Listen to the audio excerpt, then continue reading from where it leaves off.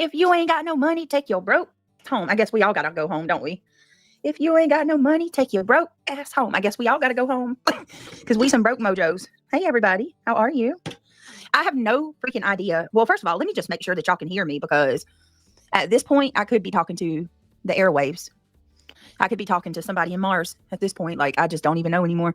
StreamYard, I'm so done with you. Our divorce is definitely on the agenda. I'm going to watch some videos. I've been waiting for Craig to give me a tutorial, and he just ain't doing it. So what I'm going to do is watch some tutorials like an intelligent person would and learn OBS.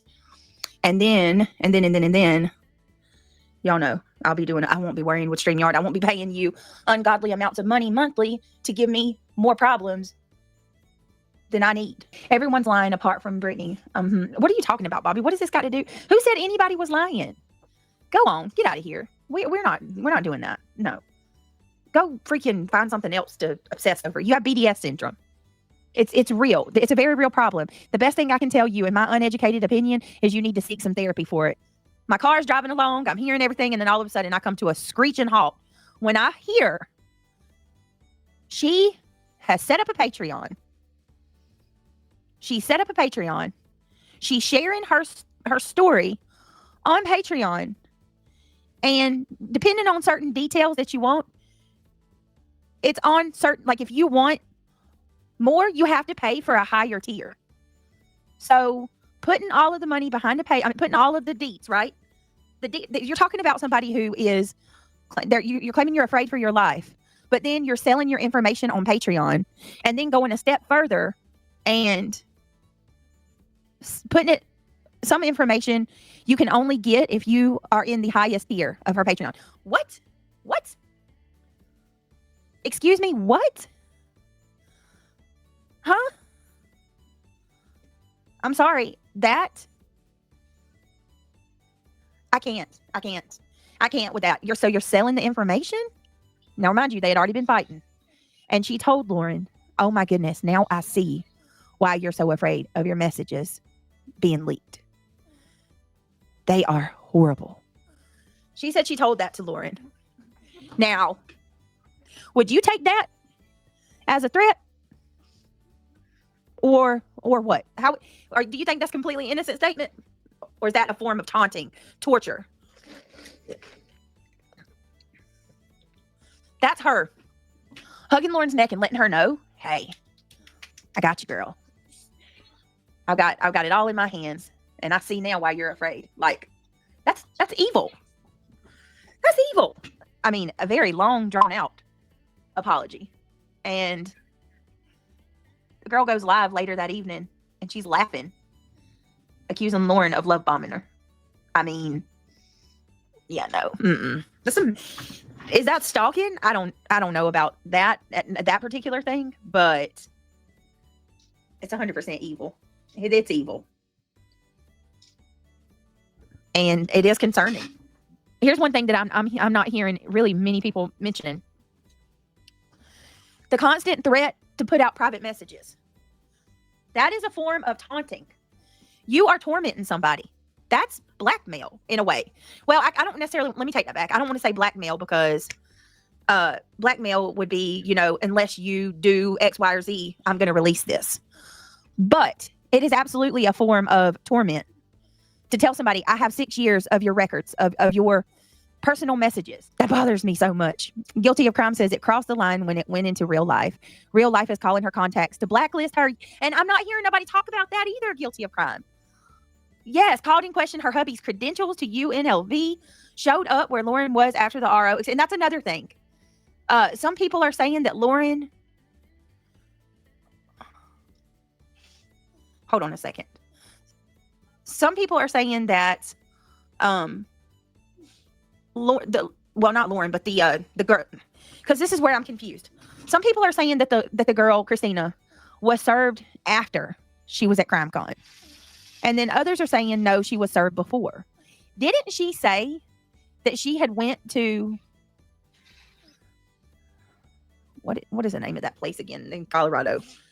Not Boulder, but where Batman shooting happened, guys. Okay, Big Mama. The day before? Because if that happened the day before CrimeCon, then she had knowledge. I made this logo. She 100% had knowledge of the no contact order. That would mean she had knowledge. Hey, Kelly Owen. Right? Okay, because I'm seeing a ton of people say, no, she didn't, but she did. She did then. The husband accepted service while she was en route to CrimeCon. Oh.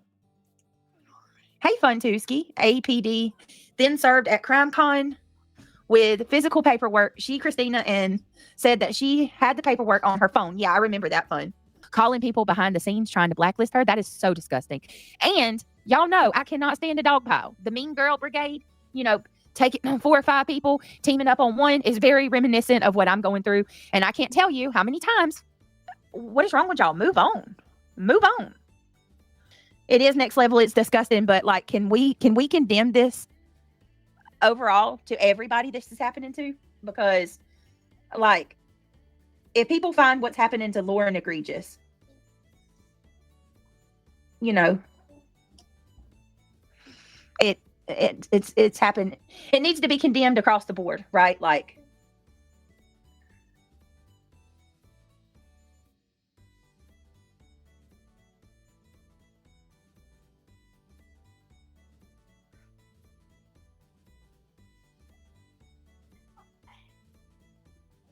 I don't know.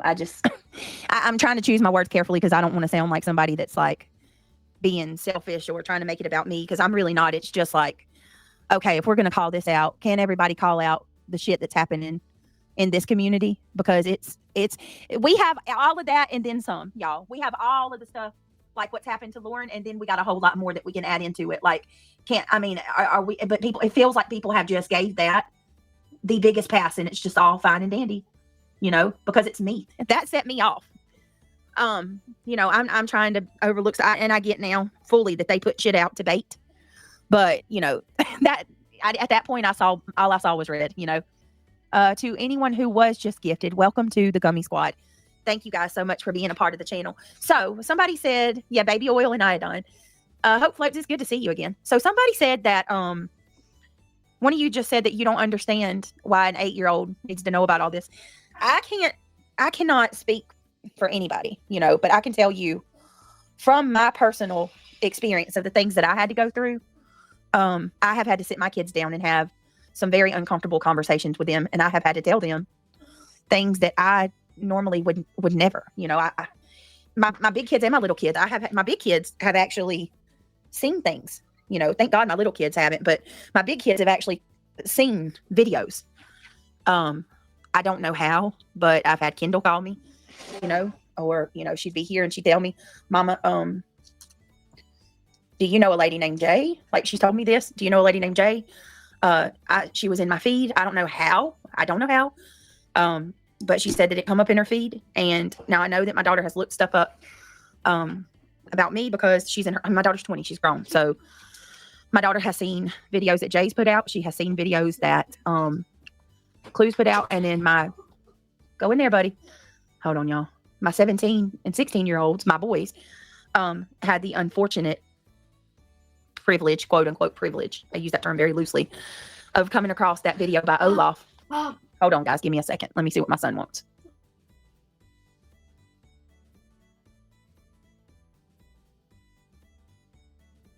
All right, my 2 oldest boys had the unfortunate privilege of coming across that video made by Olaf, where it's a song about my mama, my deceased mother, mind you, and it's basically calling her it's saying some very nasty things like she's a drug dealer and stuff like that. And unfortunately, my kids saw that. So I'm going around the world to say that I was under the impression, from what I've heard, from looking into this, that her son was going to he was going to be deposed. I guess her son was going to have to testify. So she didn't really have much of a choice, I don't think. So I think that's where that comes from. Now, y'all can correct me if I'm wrong, but I'm pretty sure that's what I heard. Crystal says, I haven't been stalked, but I warn my kids about strangers on the internet, and I have apps on my phone to monitor who they talk to. Yes, Crystal, you have to. You have to. I'd be so angry seeing someone talk about my mom. Oh, April, a lot of y'all watch Soup, right? Soup had got mad at me because I played her members only stream. And I stand on it 10 toes down. I did not know that the stream was members only. I did not know that. But I did share her members only stream. And because I did that, and everybody's like, why would you even talk about them when you had filed for an RO? I heard my mother talked about, and basically that thing said that my mom dying was like the best thing that could happen to my kids. And I'm not even going to lie. That set me off. You know, I'm trying to overlook, and I get now fully that they put shit out to bait. But, you know, at that point all I saw was red. You know, this witch not only said that, you know, my kids not only saw a video that her stupid friend made, you know, about my deceased mama, but now this thing is saying that my kids, you know, the best thing that happened to them was mama dying. And guess what? Nobody bats an eyelash. That's okay. That's all right, right? You can talk about somebody's mama dying all day long and curse her name, and, you know, the people on this platform, they don't care. They don't give a shit as long as it's not them. So that set me off, and that's why I did what I did. But, you know, anyway, I didn't mean to get off sidetrack, but my whole point is going through this stuff, unfortunately, you do have to talk to your kids about things because you don't know what's going to happen.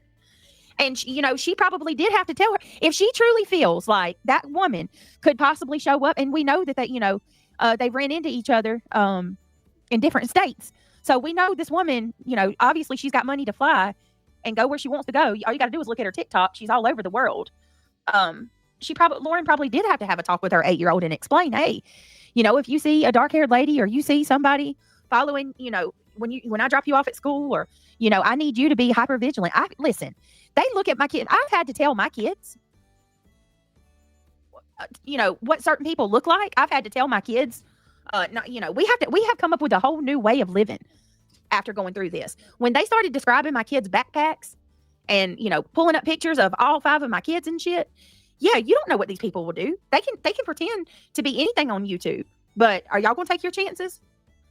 You have to you don't know how far people are going to go. You really don't. So you don't want your kids to be caught off guard or unaware of their surroundings. We need to be teaching our kids how to be vigilant anyway. We don't live in a world of sunshine and rainbows. I'm sorry. I would love to have a life where I could shelter my kids and make them think that, you know, this is Mayberry. But unfortunately, that ain't it. And you better start early, preparing your kids for the real world and telling them, hey, not everybody is nice. Not everybody are good people doing things and following the rules. Just because someone's a teacher, a doctor, hell, a preacher, does not mean they're always good people. And your kids need to know that. So, I mean, I really don't frown on her having a talk with her kid. I don't. Now, let me be clear. There's a very big difference between preparing your kids and having that conversation versus scaring your kids or, you know, giving them anxiety when it's not necessary. There's a way to do it. You know what I mean? Like, I would never go to my kids and be like, there's someone stalking us and talking crap about you and calling you names. And, you know, I would no, you can't talk to kids like, you can't tell them stuff like that. You gotta handle it a certain way, but you do. Listen, I've never sugarcoated for mine ever. Nope. Since they were old enough to understand the words coming out of my mouth, I've made it clear to them that you don't trust a soul. You don't trust a soul. I don't care who it is. If they say something to you out of the way, touch you in any of your no spaces, or, you know, or even if you feel like this person's too close to you, you trust that instinct and you take your ass off running. I don't care if it's your uncle, your aunt, your sister, your brother. Like, you can't trust anybody. People's crazy. Tell the kids the truth, but do it on their level, 1,000%, 1,000%. And I promise you, they are way more intelligent than you think they are. Kids are sponges. And if there's something going on, they can feel it. They absolutely can feel it. They know when tensions are off or things aren't right in the house. They know. We are a military family, and you wouldn't believe what we have had to discuss with 5-year-olds. I can only imagine. I probably don't even want to know. When they can't get at you, they go for the kids. Yes. Yep. That is so true. And then you got to ask yourself, what kind of person would do that? You know what I mean? Like, who would do that? April says, kids know more than we think. They pick up things, and yeah, they do, and listen. They pick up on all kind of things and listen. That's so true. Kids are always listening when you have no idea they are. Yes. You're like, they're not paying attention. Yeah, they are. You better be careful. They absolutely are paying attention. Y'all are. Kids are always, yes, they are. All right, we've got so much to talk about tonight on the Sebastian.